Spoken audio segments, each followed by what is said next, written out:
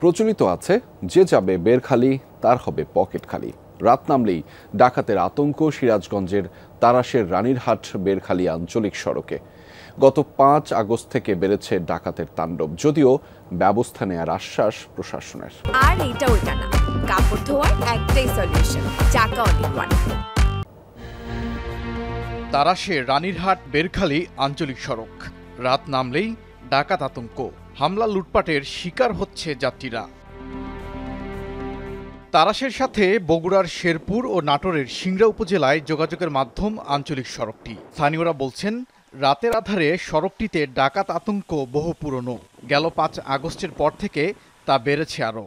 সন্ধ্যার পর ঠিক কতদিন 10টা, কতদিন মাগরিব পরই মনে করেন যে গাড়ি ঘোড়া একটা রাস্তা ছান্দে, হুন্ডা ছান্দে, মানে যাক পায় ধরিয়া বেধরক মারপিট করে। মানিক সাহেবের পরের থেকে মানে ওই যে ওই হাসান রোডের থেকে আপনার এই বেরখালি থেকে ওই আরও কিছু দক্ষিণে এর মধ্যে বেশি ডাকাতি হয়। রাতে থাকে মানে গাছ গোছালি হতে থাকে, তারপরে গাড়ি যাবার লাগে অন্য হয়তো ছান্দে।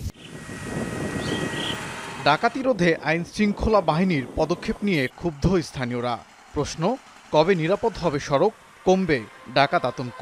ছোটবেলা থেকে শুনে আসছি মানে রাস্তার গাছ কাটা ফালা ডাকাতি করে। আশপাশে গ্রাম নাই, দুর্গম এলাকা, যে কারণে ডাকাত দল এখানে ডাকাতি সংগঠিত করে সুবিধা পান। উপজেলা প্রশাসনকে অবহিত করছি, থানা প্রশাসনকে অবহিত করছে যে সেখানে যাতে বেশি করে পেট্রোল ডিউটি দেওয়া হয় এবং মানুষের মধ্যে সচেতনতা তৈরি করার জন্য আমরা কাউন্সেলিং করছি।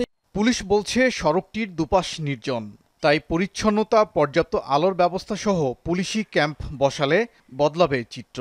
আশেপাশে যে জঙ্গলগুলো রয়েছে সেগুলো পরিষ্কার করা দরকার। পুলিশি অস্থায়ী ক্যাম্প বলতে আমাদের যে ছাউনিটা রয়েছে, এখানে যদি একটা ছাউনি করা হয় সেক্ষেত্রে আমার মনে হয় যে খুবই ভালো হয়। তার পাশাপাশি পর্যাপ্ত আলোর ব্যবস্থা।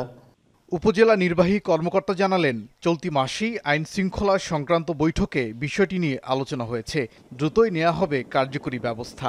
যদি আমরা এখানে লাইটের পরিমাণ বৃদ্ধি করতে পারি, পুলিশ টহল বৃদ্ধি করতে পারি, তাহলে দেখা যাবে, আশা করি সময়ের সাথে সাথে সমস্যাটা অনেকটা নিরসন হয়ে আসবে। পুলিশের হিসেবে গেল বছরের ৫ আগস্ট থেকে ১১ মাসে রানীরহাট বেরখালি সড়কে ১.৫ শতাধিক ডাকাতির ঘটনা ঘটেছে। ওবায়দুর রহমান, যমুনা নিউজ।